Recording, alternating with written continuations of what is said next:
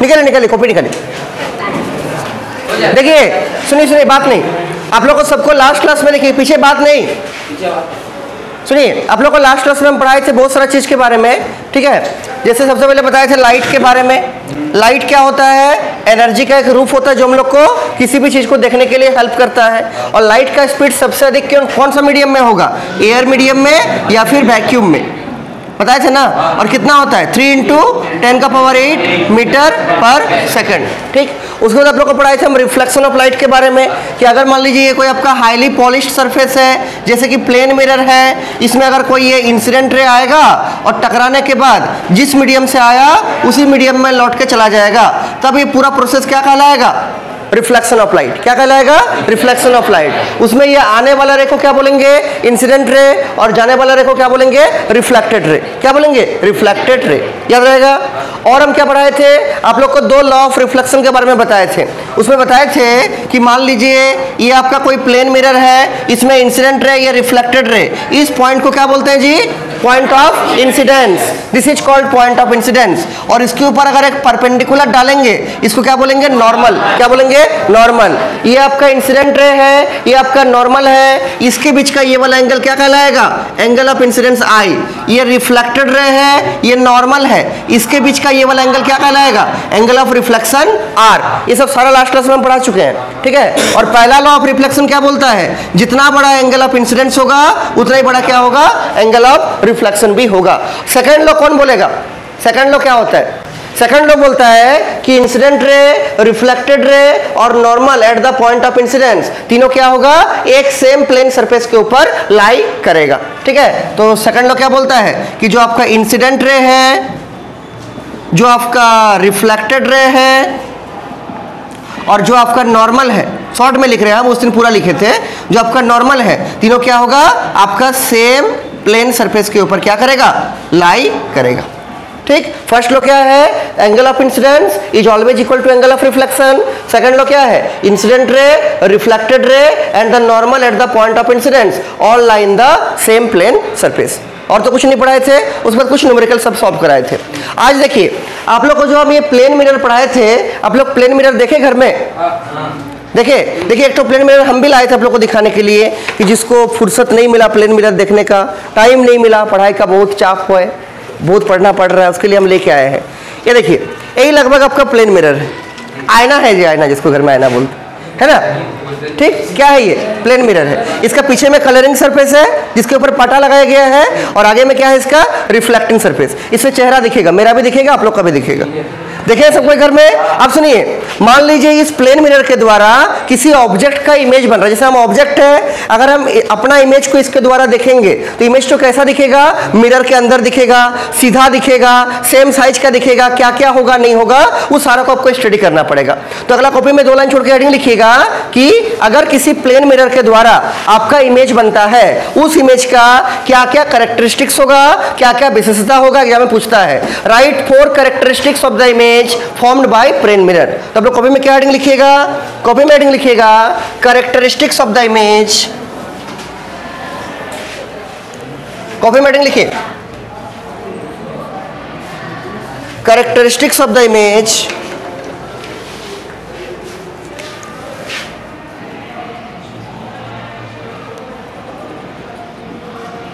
characteristics of the image formed by कौन सा mirror? Plane mirror. Plane mirror कि plane mirror के सामने अगर हम ऑब्जेक्ट को रखेंगे, उसका जो इमेज बनेगा, उस इमेज का क्या क्या कैरेक्टरिस्टिक्स है, क्या क्या विशेषता है, ये सब कभी कभी पूछता है। तो सुनिए पहला पॉइंट क्या है इसमें कि मान लीजिए अगर आपका ये कोई प्लेन मिरर है, let us suppose this is a plane mirror, और इसके सामने अगर आप यहाँ पर ऑब्जेक्ट को रखिएगा, दिस इज योर ऑब्जेक्ट, तो इमेज तो कहाँ दिखेगा? मिरर के अंदर दिखेगा। कहाँ दिखेगा? मिरर के अंदर दिखेगा। तो मान लीजिए इसका जो इमेज है वो यहाँ पर बन रहा है, और जो इमेज मिरर के अंदर बनता है उस इमेज को हम लोग बोलते हैं वर्चुअल इमेज। क्या बोलते हैं? Virtual image. और वर्चुअल इमेज हमेशा सीधा होता है। कैसा होता है? सीधा। तो ये जो इमेज आपका बन रहा है, ये इमेज तो कैसा बन रहा है ना? आंसर है वर्चुअल बन रहा है, और साथ में क्या बन रहा है? सीधा। सीधा को क्या बोलते हैं? इरेक्ट बोलते हैं। क्या बोलेंगे? इरेक्ट। तो पहला कैरेक्टरिस्टिक्स क्या हुआ कि the image formed by plane mirror is क्या? Virtual and erect. Point number 1 में लिखिए, डायग्राम नहीं बनाना है, लिखिएगा the image formed by plane mirror is कैसा? Virtual and erect. जो इमेज मिरर के अंदर बनता है उसको बोलते हैं वर्चुअल इमेज, और वर्चुअल इमेज हमेशा कैसा होता है? सीधा होता है। सीधा को क्या बोलेंगे इंग्लिश में? इरेक्ट। इसको अंडरलाइन करके रख दीजिए ताकि दूर से आपको दिखेगा कि the image formed by plane mirror is क्या? Virtual and erect. याद रहेगा? ठीक। अगला सुनिए, जो सेकंड पॉइंट है देखिए क्या है, यहां सबको देखिए, इमेज का जितना साइज लीजिएगा ना, मान लीजिए आपका प्लेन मिरर है, आप प्लेन मिरर के सामने इमेज लिए हैं 5 फीट का एग्जांपल के रूप में, तो आपका आप प्लेन मिरर के सामने मान लीजिए ऑब्जेक्ट लिए हैं कितना? 5 फीट का। तो जो आपका इमेज बनेगा उस इमेज का साइज भी क्या होगा? 5 फीट ही होगा। अगर ऑब्जेक्ट को लीजिएगा 5 फीट का प्लेन मिरर के सामने तो इमेज तो भी कितना बनेगा? 5 फीट का ही बनेगा। अगर ऑब्जेक्ट आपका 6 फीट का होगा तो इमेज तो भी कितना बनेगा? 6 फीट का ही बनेगा। मतलब हम क्या बोल सकते हैं कि प्लेन मिरर के द्वारा बनने वाला जो इमेज का साइज होगा वो ऑब्जेक्ट के साइज के बराबर होगा। याद रहेगा? तो नीचे क्या लिखेगा पॉइंट नंबर 2 में? The size of the image is equal to size of the object. लिखिए पॉइंट नंबर 2 में, the size of the image, the size of the image is equal to क्या? Size of the object. याद रहेगा? Image का उतना ही size बनेगा, image का उतना ही हाइट बनेगा जितना सामने क्या रखिएगा, जितना हाइट का क्या रखिएगा? ऑब्जेक्ट को रखिएगा। अगर ऑब्जेक्ट 5 फीट का रखिएगा, इमेज भी 5 फीट का। ऑब्जेक्ट 10 फीट का लीजिएगा, इमेज भी कितना बनेगा? 10 फीट का बनेगा। याद रहेगा? तीसरा पॉइंट सुनिए क्या है, याद देखिए पीछे सब कोई देखिए, अगर मान लीजिए आप प्लेन मिरर से जो ये ऑब्जेक्ट को रखे हैं वो मान लीजिए आप 8 सेंटीमीटर का डिस्टेंस पे रखे हैं। ऑब्जेक्ट कितना पे रखे हैं? 8 सेंटीमीटर। कहां से? मिरर से। तो जो इमेज तो बनेगा ना मिरर के अंदर, वो भी कितना अंदर बनता हुआ दिखेगा? आंसर है 8 सेंटीमीटर अंदर ही बनता हुआ दिखेगा। मतलब किसी भी ऑब्जेक्ट को अगर हम प्लेन मिरर के जितना सामने रखेंगे, मिरर के अंदर इमेज भी उतना ही सामने आपको बनता हुआ दिखेगा। मतलब the distance of the image behind the mirror is equal to distance of the object which is placed in front of mirror. दो ठो वर्ड यूज होता है, एक को बोलते हैं बिहाइंड, बिहाइंड मतलब पीछे, एक को बोलते इन फ्रंट, इन फ्रंट मतलब आगे। तो प्लेन मिरर के सामने जितना डिस्टेंस पर ऑब्जेक्ट को रखिएगा, मिरर के अंदर भी उतने डिस्टेंस पे क्या बनेगा? इमेज बनता हुआ दिखेगा। याद रहेगा? ठीक है, तो नीचे लिखिए इसको पॉइंट नंबर 3 में, the image is formed, the image is formed as far behind the mirror as the object is placed in front of it. The image is formed as far behind the mirror. Mirror के अंदर image उतना ही distance पे बनेगा जितना mirror के सामने जितना दूरी पर क्या रखिएगा? ऑब्जेक्ट को रखिएगा। As the object is placed in front of it. याद रहेगा सबको? कोई दिक्कत है किसी को? बोलिए। नहीं ना? लिखिए, जल्दी लिखिए, साफ सब लिखिएगा जी, अच्छा से।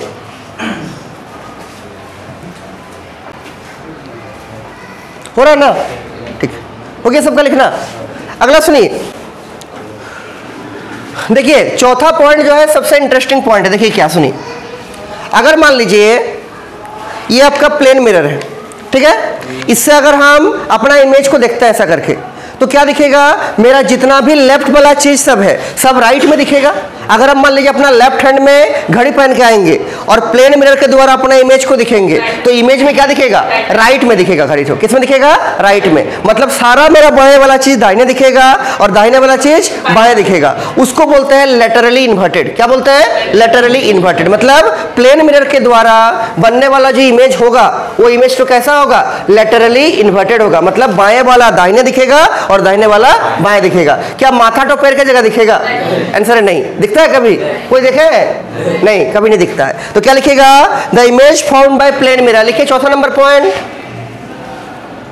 द इमेज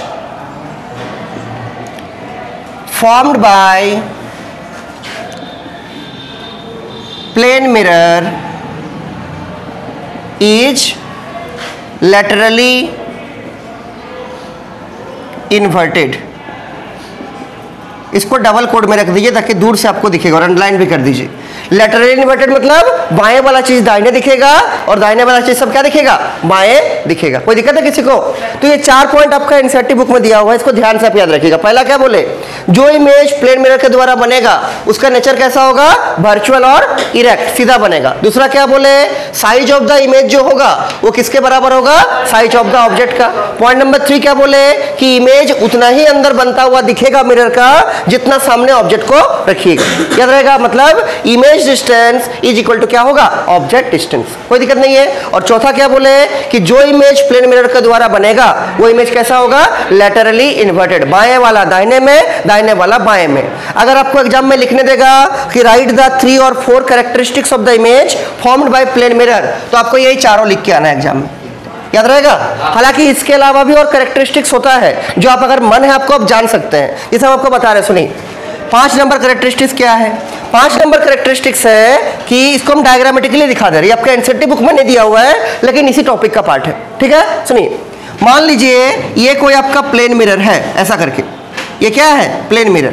इसका ये वाला कलरिंग सरफेस है, आगे वाला कैसा सरफेस है, रिफ्लेक्टिंग सरफेस, याद रहेगा।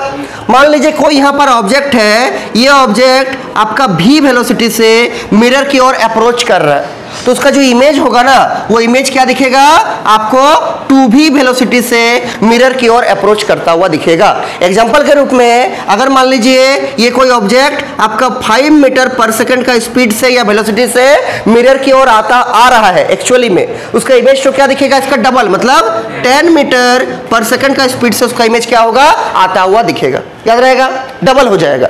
दूसरा क्या है, अगर मान लीजिए यहाँ पर कोई ऑब्जेक्ट है, ये मिरर से दूर जा रहा है, कितना स्पीड से, v स्पीड से, तो उसका इमेज भी दूर जाता हुआ दिखेगा, लेकिन कितना स्पीड से, इसका डबल, मतलब 2v का स्पीड से। कितना स्पीड से, 2v। मान लीजिए ये जा रहा है आपका 3 मीटर पर सेकंड का स्पीड से मिरर से दूर, तो उसका इमेज तो क्या दिखेगा, 6 मीटर पर सेकंड का स्पीड से क्या दिखेगा, मिरर से दूर जाता हुआ दिखेगा। कोई दिक्कत नहीं है। मतलब किसी भी ऑब्जेक्ट का जो इमेज अगर ऑब्जेक्ट v स्पीड से मिरर के तरफ आ रहा है या v स्पीड से मिरर से दूर जा रहा है, इमेज में क्या दिखेगा, 2v स्पीड से मिरर के सामने आता हुआ या 2v स्पीड से क्या, मिरर से दूर जाता हुआ। कोई दिक्कत नहीं है। ये आपका एनसीईआरटी बुक में नहीं दिया हुआ है लेकिन हमको लगा कि उसी टॉपिक का है तो पढ़ लेना ही अच्छा है, 1 मिनट तो टाइम लगा। कोई दिक्कत तो नहीं किसी को।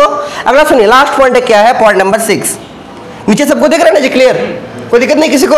सुनिए, पॉइंट नंबर 6 क्या है, अगर मान लीजिए आपका ऑब्जेक्ट का हाइट, अगर मान लीजिए आपका ऑब्जेक्ट का हाइट कितना है, h है।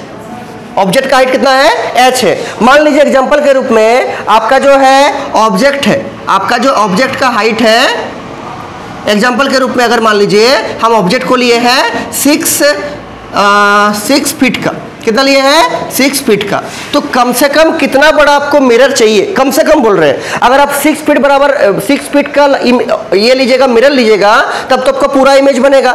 हम बोल रहे हैं कम से कम कितना बड़ा आपको ये चाहिए, मिरर चाहिए, जिससे कि आपको ऑब्जेक्ट का फुल इमेज देखने को मिले। तो आंसर क्या है, जितना आपका हाइट ऑफ द ऑब्जेक्ट रहेगा कम से कम उसका आधा हाइट का चाहिए क्या, मिरर, कम से कम उसका आधा हाइट का चाहिए। मतलब अगर हम h/2 हाइट का मिरर को लेंगे तो हमको इस ऑब्जेक्ट का पूरा इमेज दिखेगा, माथा से लेके पैर तक। उससे बड़ा लेंगे तब तो दिख ही जाएगा, कोई दिक्कत नहीं है, लेकिन कम से कम कितना बड़ा चाहिए, ऑब्जेक्ट का हाइट का आधा। तो नीचे लिखिएगा the mirror height, the mirror height बराबर क्या होना चाहिए, h/2, this is the minimum. इससे अधिक होगा कोई दिक्कत नहीं है, इससे कम अगर हाइट का लीजिएगा तो फिर आपको पूरा ऑब्जेक्ट का इमेज देखने को नहीं मिलेगा। तो एग्जांपल जो लिए कि आपका जो ऑब्जेक्ट का हाइट है 6 फीट का, तो मिरर का मिनिमम हाइट कितना होगा? Mirror minimum height to see complete image कितना होगा जी? 6/2 बराबर कितना? 3 फीट का। मतलब ऑब्जेक्ट जितना बड़ा रहेगा कम से कम उसका आधा हाइट का आपको मिरर लेना ही पड़ेगा उसका इमेज को क्या करने के लिए? पूरा देखने के लिए। अगर उससे बड़ा लीजिएगा, मान लीजिए 3 फीट चाहिए आपको, अब 4 फीट का ले लिए कोई दिक्कत नहीं है, 5 फीट का ले लिए कोई दिक्कत नहीं, पूरा ही दिखेगा। अब 10 फीट का ले लिए तब भी पूरा दिखेगा। लेकिन अगर ऑब्जेक्ट आपका 6 फीट का है और आप मिरर ले लिए 2 फीट का, तो क्या आपको इमेज पूरा दिखेगा? नहीं दिखेगा। तो जितना बड़ा आपका ऑब्जेक्ट रहेगा कम से कम उसका आधा हाइट का क्या लेना पड़ेगा? आपको मिरर लेना पड़ेगा। तब क्या होगा? आपको ऑब्जेक्ट का कंप्लीट इमेज आपको दिखेगा। ये कम से कम बोले कितना? आधा हाइट का। उससे अधिक लीजिएगा तब भी कोई आपको दिक्कत नहीं है। बोले क्लियर है या कोई डाउट है? लिख लिया सबको? जल्दी लिखिए। हो गया? तो ये 2 आपका एक्स्ट्रा पॉइंट है, पॉइंट नंबर 5 और पॉइंट नंबर 6। अगर एग्जाम में लिखने के लिए आएगा, सुनिए, अगर एग्जाम में लिखने के लिए आएगा तो आप पॉइंट नंबर 1, 2, 3 और 4 को लिख दीजिएगा, आपको आराम से धूमधाम से नंबर मिल जाएगा, कोई दिक्कत नहीं होगी किसी भी तरह का।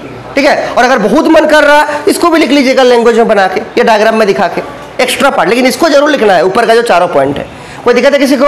नहीं। तो ये आपका प्लेन मिरर का टॉपिक कंप्लीट होता है यहाँ पर। ठीक है? अगला देखिए, नेक्स्ट हम लोग टाइप समझते हैं। इसको मिटाइए दीजिए कोई बोर्ड को, जल्दी से जल्दी मिटाइए। आप लोग को बताया था ना, वो देखिए कपड़ा है, बोर्ड मिटाने से बुद्धि बढ़ेगा, समझे? तो बोर्ड मिटाना भी बहुत जरूरी है। टीचर लोग इतना बोर्ड मिटाते इसलिए उतना बुद्धि बढ़ते रहता है। अगर हम मिटाते तो मेरा बुद्धि बढ़ जाता, और तो हम चाह रहे मेरा बुद्धि ना बढ़ के इसका बुद्धि बढ़े, इसलिए हम इसको मौका दें मिटाने का। जो जो बोर्ड मिटाएगा उसका बुद्धि वैसे वैसे स्पीड से बढ़ेगा।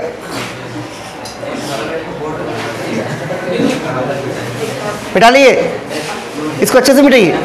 जितना अच्छे से मिटाइएगा उतना अच्छा बुद्धि बढ़ेगा। हाँ हो गया हो गया हो गया, रख दीजिए। बुद्धि बढ़ा हुआ जैसा लग रहा है? हाँ तो बोल दीजिए। हाँ देखिए, हाँ बोल रहा है, जबरदस्ती हाँ बुलवा रहे उसको। ठीक है, देखिए सुनिए, क्लियर है? कोई दिक्कत नहीं किसी को? पीछे समझ में आया जी आप लोग को? आ गया ना आप लोग को पीछे? हाँ आ गया ना? ठीक है। अगला सुनिए, यहाँ देखिए, सब कोई फुटबॉल देखे होंगे? अरे बड़ा सा होता है? नहीं, इतना छोटा सा होता है। ठीक है, इतना बड़ा। सुनिए सुनिए, यहाँ देखिए, फुटबॉल का शेप लगभग इतना बड़ा होता है। अब इमेजिन कीजिए, सुनिए, आपके पास एक कांच का फुटबॉल है। किसका फुटबॉल है? कांच का। कांच का फुटबॉल कैसा होगा? सुनिए, कांच का फुटबॉल लगभग आपका इस टाइप का होगा, पूरा कांच का बना हुआ है। अच्छा, फुटबॉल के अंदर में कोई चीज भरा रहता है? नहीं, पूरा खाली रहता है, या तो कोई मटेरियल नहीं रहता है। ठीक है? तो बाहर में एयर है, अंदर में भी क्या है? एयर है। और ये किसका फुटबॉल है? कांच का, स्फेरिकल शेप का है, ऐसा करके गोल फुटबॉल है। अब देखिए, एक चाकू आता है, उससे हम लोग किसी कांच को काट सकते हैं। तो मान लीजिए इस फुटबॉल को हम काटते हैं, एक बार यहां से काटते हैं ऐसा करके, एक बार हम यहां से काटते हैं ऐसा करके। कुछ नहीं किए, केवल क्या किए? इस कांच का फुटबॉल को काटे हैं। और ये जो पार्ट अलग हुआ उसको हम एक बार यहां पर ऐसा करके रख दिए। ये जो पार्ट अलग हुआ इस पार्ट को हम यहां पर ऐसा करके रख दिए। ये कांच है, क्या है? ये कांच है। ये वाला पार्ट को हम यहां पर रख दिए और ये वाला पार्ट को हम यहां पर रख दिए। कोई दिक्कत है किसी को? नहीं। अब देखिए, ये तो कांच है, आर पार दिखेगा, इसको आपको बनाना है मिरर। तो आप लोग को बताए थे लास्ट क्लास में मिरर बनाने का प्रोसेस कैसे बनेगा। पीछे क्या लगाना पड़ेगा? सिल्वर, और फिर उसको स्क्रैच से बचाने के लिए कलर करना पड़ेगा। तो मान लीजिए इसमें हम जो सिल्वर लगा के कलर कर रहे हैं वो ये वाला सरफेस को कर रहे हैं, तो चेहरा कहां से दिखेगा? आगे से दिखेगा। इसमें जो कर रहे हैं वो मान लीजिए सिल्वर लगा के कलर कर रहे हैं ये वाला सरफेस को, तो चेहरा कहां से दिखेगा? आगे से दिखेगा। याद रहेगा? तो ये जो दोनों आपका ये क्या बन गया? मिरर बन गया। क्या ये मिरर का रिफ्लेक्टिंग सरफेस प्लेन है? आंसर है नहीं है। क्या प्लेन है? नहीं है। तो क्या इस दोनों को हम लोग प्लेन मिरर बोलेंगे? नहीं बोलेंगे। ये जो दोनों मिरर है वो स्फेरिकल सरफेस का पार्ट से बना है, इसलिए इस टाइप का मिरर को हम लोग क्या बोलेंगे? Spherical mirror. क्या बोलेंगे? Spherical mirror. तो अगर एग्जाम में पूछेगा व्हाट आर स्फेरिकल मिरर, क्या बोलिएगा? ऐसा मिरर जिसका रिफ्लेक्टिंग सरफेस स्फेरिकल होता है उसको क्या बोलेंगे? Spherical mirror. या जो स्फीयर का पार्ट से बना है उसको क्या बोलेंगे? Spherical mirror. कोई दिक्कत है किसी को? नहीं। तो अगला कॉपी में हेडिंग लिखिए, 2 लाइन छोड़ के क्या लिखिएगा? Spherical mirror. Spherical mirrors. क्या होगा डेफिनेशन बोलिए? ऐसा मिरर जिसका रिफ्लेक्टिंग सरफेस स्फेरिकल होगा उसको क्या बोलेंगे दीपिका? Spherical mirror. कोई दिक्कत नहीं किसी को? लिखिए, सच मिरर्स, such mirrors whose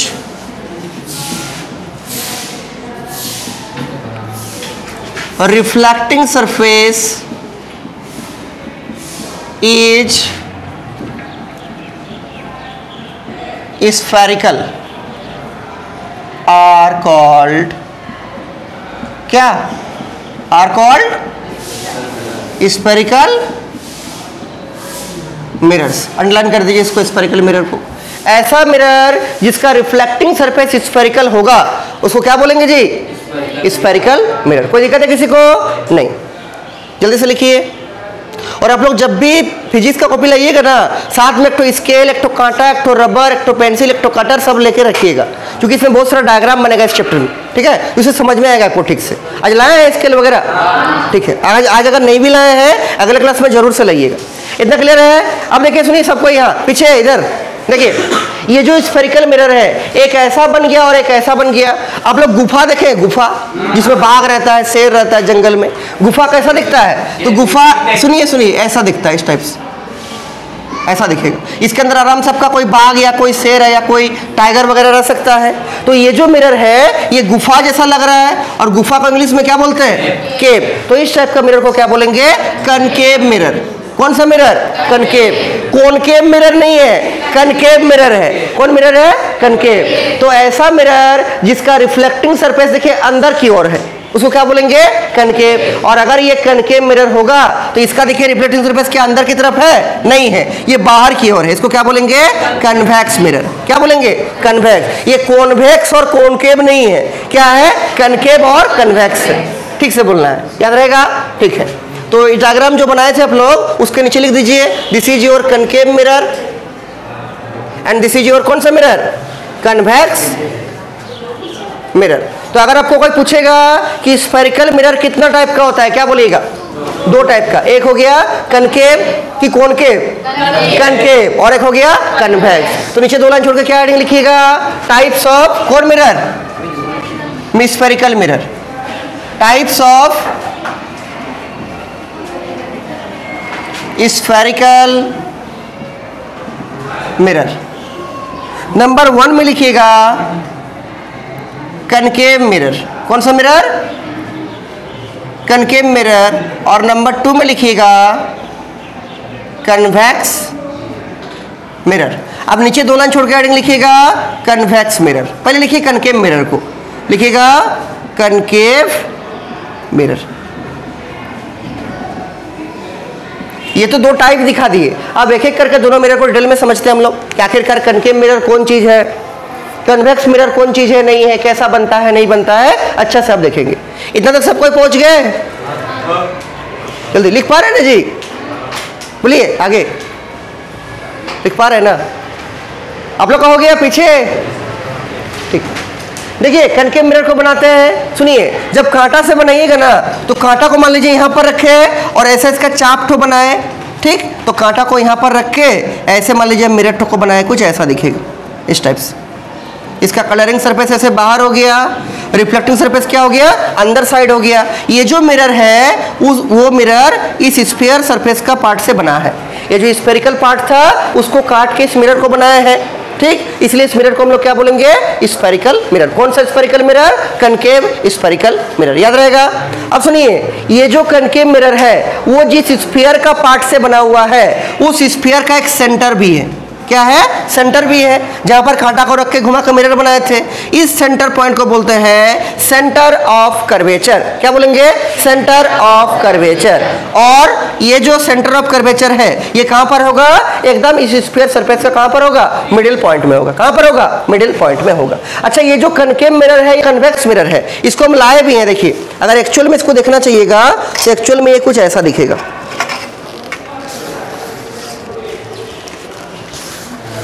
देखिए, ये जो मिरर है, देखिए ये एक है और एक ये वाला है। देखिए पीछे कलर किया हुआ है और आगे में क्या है इसका रिफ्लेक्टिंग है। इसका भी देखिए पीछे कलर किया हुआ है, आगे में क्या है इसका रिफ्लेक्टिंग है। तो इसमें से एक है कनकेव और एक है कन्वेक्स। कैसे पहचानना है? तो देखिए यहाँ पर ही आपको बताएं कि ये जो मिरर है कनकेव मिरर, इसका जो रिफ्लेक्टिंग सरफेस है वो अंदर की ओर है और बाहर में कौन सरफेस है? कलरिंग वाला सरफेस। इसको क्या बोलेंगे? कनकेव। तो इसमें अगर आप देखिएगा ध्यान से तो ये जो मिरर है, इस मिरर में ये ऐसे बाहर की ओर निकला हुआ है। अगर ये बाहर की ओर निकला हुआ है मतलब रिफ्लेक्टिंग सरफेस बाहर की ओर कर्व हो रहा है। तो बाहर की ओर किसमें कर्व हो रहा है? कन्वेक्स में। तो ये कौन सा मिरर है? Convex mirror. इसको पहचानने का तरीका क्या है? इसको अगर आप किसी फ्री सरफेस में, किसी प्लेन सरफेस में रख के घुमाइएगा तो आराम से आपका घूम जाएगा।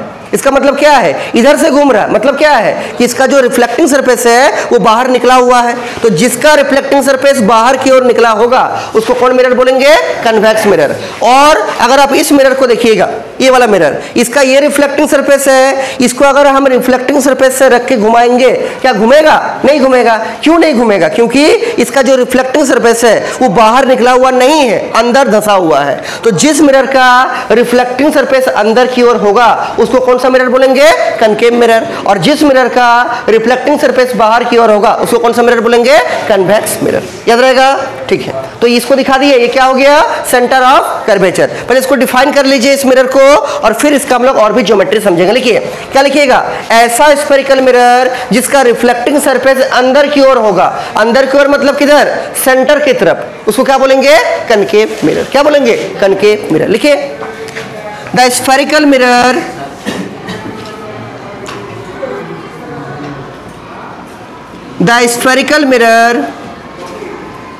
whose reflecting surface is curved inwards, comma देके लिखिएगा, that is faces towards the center of the sphere is called कौन सा mirror? Concave mirror. The spherical mirror whose reflecting surface is curved inward, जो अंदर की ओर मुड़ा हुआ रहेगा, दैट इज फेस करेगा किसको? Towards the centre of the sphere, जिसका नाम क्या है? Capital C, centre of curvature. उसको क्या, कौन सा मिरर बोलेंगे? Concave mirror. कौन सा बोलेंगे? Concave mirror. याद रखिएगा, ठीक। और इसका जो सेंटर वाला पॉइंट है मिरर का, उसको क्या बोलेंगे? Centre of curvature. हो गया। अब देखिए, ये जो मिरर है इसको अगर आप साइड से देखिएगा तो साइड से तो आपको ये ऐसा दिखेगा, साइड से देखिएगा तो साइड से आपको ऐसा दिखेगा मिरर ठो इस टाइप से। लेकिन इसको अगर आप सामने से देखिएगा, सामने से कैसा दिखेगा? ये गोल दिखेगा। कैसा दिखेगा? गोल। इसलिए ये सब जो मिरर है आपका ओरिजिनल मिरर सब कहाँ गया? ये सब जो मिरर है इसको आगे से कैसा दिख रहा है? गोल जैसा दिख रहा है। और साइड से कैसा दिखेगा? साइड से ऐसा कर्व जैसा मुड़ा हुआ दिखेगा। तो मिरर सब साइड से कर्व दिखता है, आगे से कैसा दिखता है? गोल टाइप का दिखता है। याद रहेगा सबको? ठीक है, हो गया सबका लिखना। अब देखिए, ये जो स्फेरिकल मिरर है, ये स्फेरिकल मिरर, इसको साइड से ऐसा दिखाएंगे, आगे से कैसा दिखेगा? सर्कुलर दिखेगा, गोल दिखेगा। और इसका जो ये रिफ्लेक्टिंग सरफेस है उसका जो मिडिल पॉइंट होगा उसको क्या बोलेंगे? Pole of the mirror. क्या बोलेंगे? Pole of the mirror. किसी भी स्फेरिकल मिरर का जो रिफ्लेक्टिंग सरफेस होगा, जैसे ये स्फेरिकल मिरर है, इसका ये वाला सरफेस रिफ्लेक्टिंग सरफेस आगे से देखेंगे तो उसका जो सेंटर पॉइंट होगा उसको क्या बोलेंगे? Pole of the mirror. तो यहाँ पर पोल कहाँ है डायग्राम में? तो ये रिफ्लेक्टिंग सरफेस है और ये उसका मिडिल पॉइंट है, इसको क्या बोलेंगे? Pole of the mirror. और वो स्ट्रेट लाइन जो सेंटर ऑफ कर्वेचर से पोल को मिलाते हुए पार करेगा, इसका नाम क्या? Principal axis of the mirror. क्या बोलेंगे? Principal axis of the mirror. लिखिए यहां पर साइड में, this is principal axis of mirror. अच्छा, प्रिंसिपल का दो स्पेलिंग होता है जी। देखिए, एक होता है ये वाला पल, PLE पल, और एक होता है ये वाला पल, PAL पल। कौन सा होगा ना? PAL पल। इसका मतलब होता है प्रमुख, यह मुख्य। स्कूल का प्रिंसिपल कौन सा प्रिंसिपल है? ऊपर वाला कि नीचे वाला? हाँ, नीचे वाला। कौन सा है? नीचे। अच्छा, ऊपर वाला कहाँ यूज होता है? जैसे principle of conservation of energy, जिसको थ्योरी बोल सकते हैं हम लोग, ये ऊपर वाला है। और नीचे वाला कौन है? प्रमुख या मुख्य जिसको बोलते हैं। तो हम लोग को कौन सा यूज करना है? नीचे वाले को, याद रहेगा, ठीक है। तो दिस इज योर क्या? प्रिंसिपल एक्सिस ऑफ द क्या? मिरर, याद रहेगा। अब सुनिए, ये जो C और P है इसका डिस्टेंस मान लीजिए, सबको याद रखिए, ये जो C और P है इसका डिस्टेंस मान लीजिए 6 सेंटीमीटर है। तो 3 सेंटीमीटर पर, मतलब इसका जो आधा डिस्टेंस होता है वहां पर एक पॉइंट रहता है, उस पॉइंट को हम लोग क्या बोलेंगे? फोकस। क्या बोलेंगे? फोकस। तो ये जो बीच का पॉइंट होगा this is called as focus, और इसका एक अच्छा नाम है, इसको बोलते हैं प्रिंसिपल फोकस। क्या बोलेंगे? Principal focus. तो नीचे सबको लिख लीजिए, नीचे लिखिएगा पहले हियर। सी का नाम क्या बोले जी? Centre of curvature. पी का नाम क्या बोले? पोल। और क्या है? और है आपका एफ। एफ का मतलब क्या? फोकस। या इसका और एक अच्छा नाम क्या है? Principal focus. क्या नाम है? Principal focus. याद रखिएगा, याद रहेगा।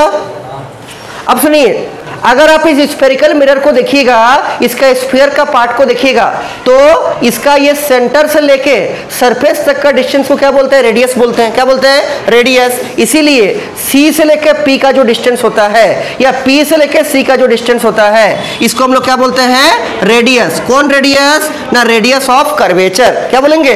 Radius of curvature. तो नीचे लिखिएगा कैपिटल R बराबर क्या? Radius of curvature. क्या बोलिएगा? Radius of curvature. याद रहेगा, कोई भी स्फेरिकल मिरर किसी स्फीयर का पार्ट से बनता है, उसका सेंटर पॉइंट को क्या बोलेंगे? Centre of curvature.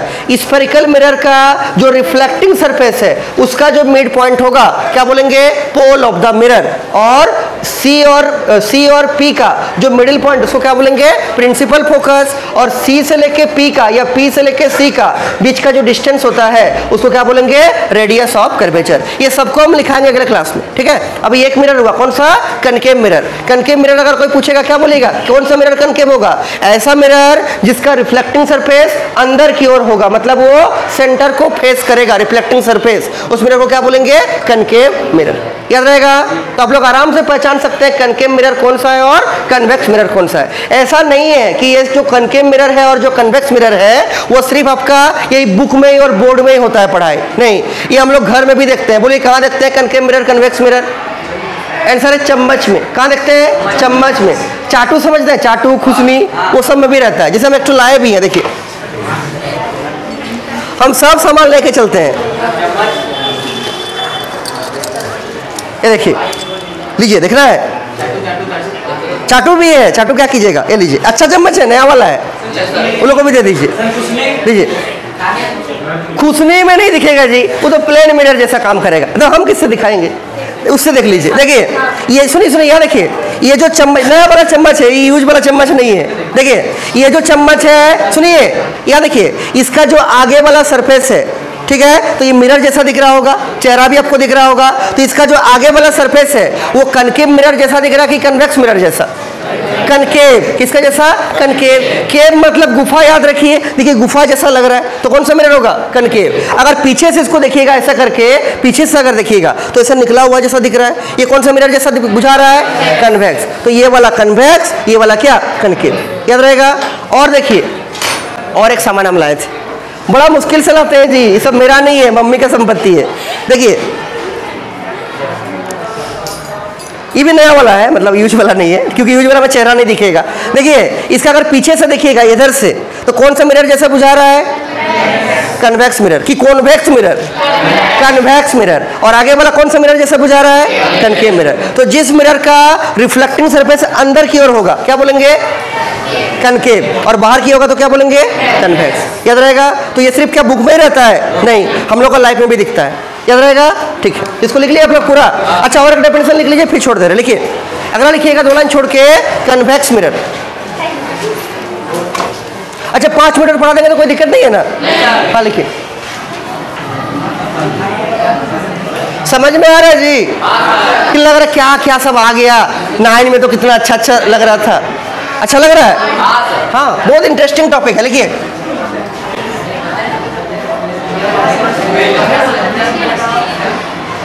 और सुनिए, लास्ट क्लास जो जो नहीं आए थे उसको हम रिकॉर्ड करके आप लोग का स्कूल ग्रुप में भिजवा दिए थे क्लास 2 का, उसको ईमानदारी से देख के नोट कर लीजिएगा, ठीक है? पूरा क्लियर दिखेगा। अगर वीडियो का क्लियरिटी अच्छा नहीं है तो 720 पिक्सल में देखिए या 1080 पिक्सल में देखिए, अच्छा दिखेगा, ठीक है? तो देखिए इसको बनाइए जल्दी से। सुनिए बात नहीं, यहाँ सुनिए, कन्वेक्स मिरर को बनाइए। ये कन्वेक्स मिरर है, ये इस स्फीयर का पार्ट से बना हुआ है, इसका ये सेंटर है, क्या बोलेंगे सेंटर को? Centre of curvature. क्या बोलेंगे? Centre of curvature. मिरर का जो रिफ्लेक्टिंग सरफेस है उसका जो सेंटर पॉइंट है, बोलिए इसको क्या बोलेंगे? Pole of the mirror. क्या बोलेंगे? Pole of the mirror. और वो स्ट्रेट लाइन जो सेंटर ऑफ कर्वेचर से पोल को मिला के पास करेगा, क्या बोलेंगे? Principal axis. इसको लिख दीजिए, दिस इज, जल्दी जल्दी लिखिए, प्रिंसिपल एक्सिस ऑफ मिरर। और C और P के बीच का जो पॉइंट होता है, क्या बोलेंगे उसको?